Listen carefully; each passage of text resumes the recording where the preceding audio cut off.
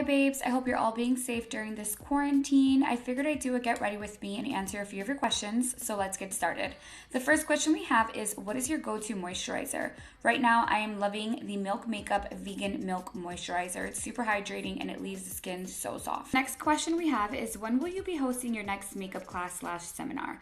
Well, I was supposed to be announcing the dates very soon. However, due to everything that's happening right now, I did have to postpone it, but I will be announcing some really good news very soon, so stay tuned. Our next question is, what made you pursue makeup as a career? Well, at first I started as a hobby because I just really liked putting on makeup. I honestly didn't think it would take me this far, but I was just inspired by colors and got behind the camera and just started getting creative. Our next question is, are you guys planning on having babies?